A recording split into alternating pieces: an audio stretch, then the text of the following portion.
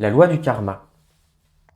Pour comprendre le karma, nous devons d'abord comprendre la loi de la réincarnation, et pour expliquer la loi du karma, commencer par le tout début de la création. Chaque individu, juste avant de s'incarner, reçoit de la déesse de la liberté ces paroles de réconfort. Mon bien-aimé, vous avez la liberté d'introduire de la pure substance première dans le plan terrestre. Vous avez la liberté d'utiliser la vie à votre guise dans le monde de l'apparence, d'appeler à l'aide chacun de nous, à votre choix, quand les dynamiques d'énergie de votre propre monde vous paraissent insuffisantes pour faire face aux circonstances et irradier la lumière pour accomplir votre plan divin. Pendant la période appelée le Jardin d'Éden, il n'y avait pas de discorde. La vie se manifestait dans toutes ses expressions de manière parfaite.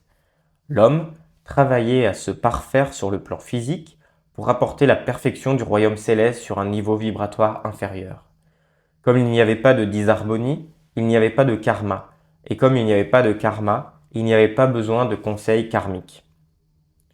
Ce ne fut qu'après l'événement connu sous le nom de chute de l'homme que les choses changèrent radicalement et que, à grande allure, les humains se mirent à accumuler du karma. Il faut comprendre que lorsque nous parlons de karma, nous le disons généralement dans un sens négatif pour montrer le recul dû au mauvais usage de l'énergie.